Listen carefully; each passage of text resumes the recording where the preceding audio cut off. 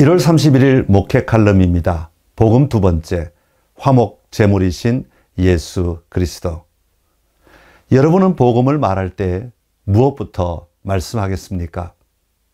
사도 바울은 복음을 말할 때 성경대로 그리스도께서 우리 죄를 위하여 죽으셨다고 말하며 그의 복음을 시작하였습니다. 사도 바울은 이런 고백도 하였습니다. 예수 그리스도와 그가 십자가에 못 박히신 것 외에는 아무것도 알지 아니하기로 작정했다는 것입니다.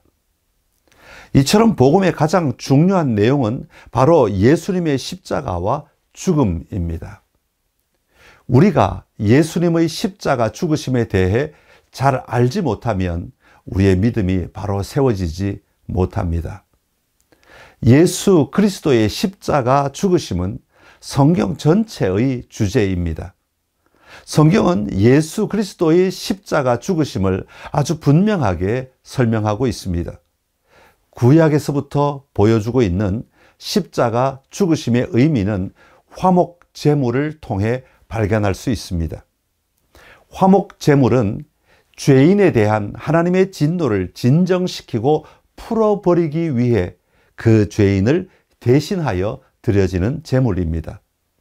그렇다면 왜 인간에게 화목이 필요했겠습니까? 화목이 필요한 이유는 인간이 하나님 앞에 죄를 지었고 그 죄에 대한 하나님의 의로우신 진노 때문입니다. 하나님의 의로우신 기준으로 봤을 때 진노를 일으키는 인간의 죄에 대한 형벌 집행이 필요하였기 때문입니다. 그 형벌 집행이 바로 화목 제물을 바치는 것입니다. 이처럼 죄의 형벌이 집행됨으로써 하나님의 진노를 돌이키게 한 것입니다. 하나님의 진노를 멈출 수 있었습니다. 그런데 하나님께서 바로 자신의 아들 예수 그리스도를 화목 제물로 삼으셨습니다. 이것은 하나님께서 우리를 위해 하나님의 주권적으로 마련하신 구원의 길입니다. 하나님께서 예수 그리스도를 우리를 대신하는 제물로 주신 것입니다.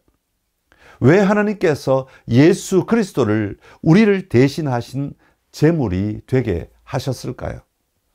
하나님께서는 하나님의 진노의 대상이 되는 인간을 너무나 사랑하셨기 때문입니다.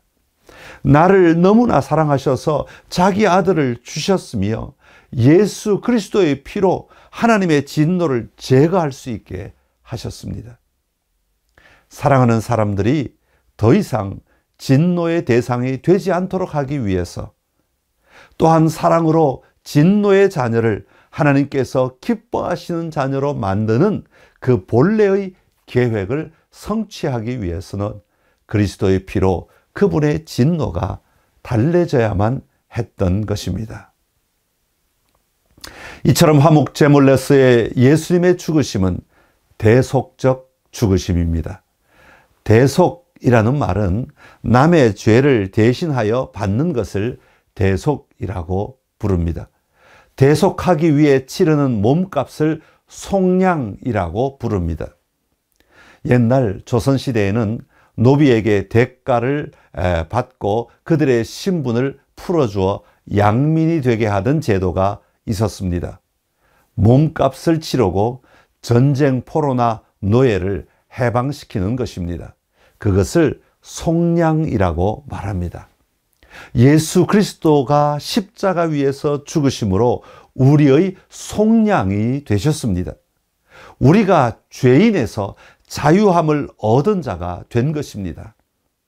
그러니까 속량은 예수 그리스도의 대속적 죽음으로 말미암아 일어난 것입니다.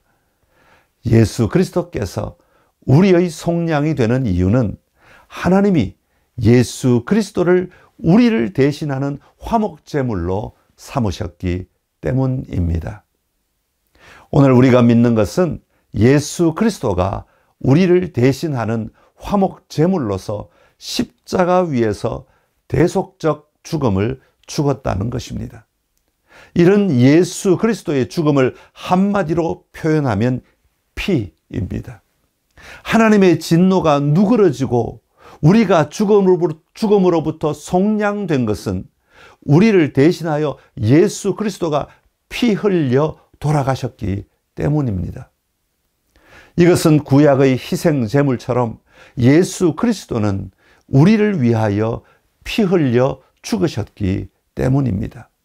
그러니까 형벌 대속적 죽음입니다. 우리가 받을 형벌을 대신 받고 죽으신 죽음입니다. 이것이 예수님의 죽으심의 이유입니다. 우리가 예수님의 죽으심이 나를 위한 형벌 대속적 죽음인 것을 분명히 알고 믿어야 합니다. 이 믿음이 분명할 때 우리는 우리의 죄의 본질과 그 죄로 말미암는 형벌을 이해할 수 있게 됩니다. 그리고 어떤 죄도 그냥 용납하지 않으시고 죽음의 형벌을 내리시는 하나님의 공의를 보게 됩니다. 그 공의는 하나님의 거룩하심을 드러냅니다. 그런데 하나님은 여기서 멈추지 않으시고 그 공의 위에 사랑으로 우리를 구원하시는 분이십니다. 우리를 구원하시기 위해 자기의 아들 예수 그리스도를 화목제물로 내어주신 하나님이십니다. 이런 하나님이 바로 나의 하나님이십니다. 그 하나님의 사랑을 예수 그리스도를 통해 보여주셨습니다. 그 사랑을 누리는 그리스도인이 됩시다.